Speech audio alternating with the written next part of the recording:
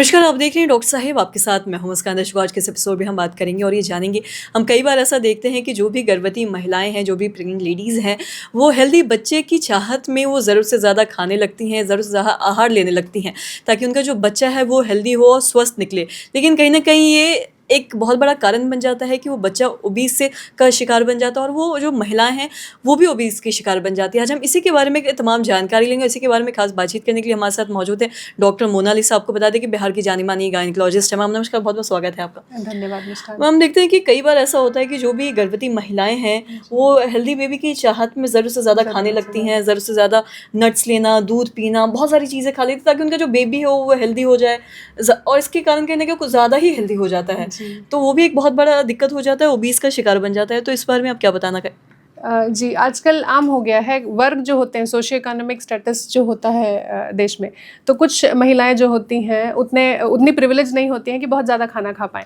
तो सरकारी हॉस्पिटल में जब मैं काम करती थी तो एवरेज वेट 2.5 kg होता था बच्चे का। 2.5 हो गया मतलब हम खुश हो जाते थे कि चलो बच्चे का वजन अच्छा है, बच्चे का जो स्टे है अच्छा होने वाला है, NICU की ज़रूरत नहीं पड़ने वाली है। लेकिन जब से मैं प्राइवेट में काम कर रही हूँ ना, एवरेज वजन जो होता है बच्चों का 4.25 किलो के आसपास होता है।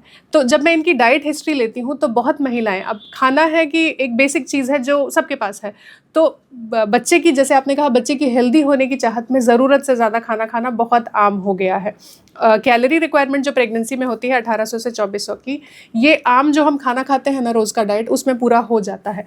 बहुत ज़्यादा एक्सेस खाने से प्रेगनेंसी के समय शुगर बढ़ने के चांसेस होते हैं। प्रेगनेंसी में डायबिटीज़ की सेंसिटिविटी बढ़ जाती है, मतलब डायबिटीज़ होने के चांसेस प्रेगनेंसी में बहुत बड़े होते हैं। उतना ही खाना यदि औरत प्रेगनेंसी के पहले खाती है तो डायबिटीज़ के चांस नहीं होंगे, लेकिन प्रेगनेंसी में खाएगी तो शुगर बढ़ने के बहुत चांसेस होते हैं। जेस्टेशनल डायबिटीज़ जो होता है उसके भी अपनी परेशानियां होती हैं।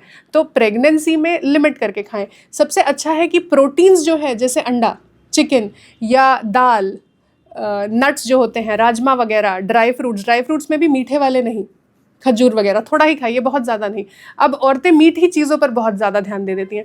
अब आपने देखा होगा बहुत सारी महिलाएं हैं जो शादी के पहले जब 20-22 साल की थी तो लकड़ी जैसी थी, और अब जब 35 की हुई हैं तो बिल्कुल ही बदल गई हैं। तो ऐसा क्यों अपने शरीर के साथ करना ना। आप अगर 20-22 में एक अडल्ट इंसान हो जाता है, आप 20-22 में आपका मेटाबॉलिज्म उस वज़न को एक्सेप्ट कर रहा था आपका बॉडी। अब 35 कोई एक्सक्यूज़ नहीं है कि आपने 2 डिलीवरी कर ली और आप इतना वज़न चलता है हमें, तो ऐसा नहीं है। डिलीवरी के बाद औरतों को वापस अपने, ये टारगेट होना चाहिए कि हम डिलीवरी के बाद 6 महीने बच्चे को दूध पिलाने के लिए डाइटिंग का इतना नहीं करेंगे ध्यान, लेकिन जब सब कुछ सेटल हो जाता है तो अपने प्री प्रेगनेंसी वेट पर आना है। वही बेसलाइन है जो 25 साल पे वज़न था।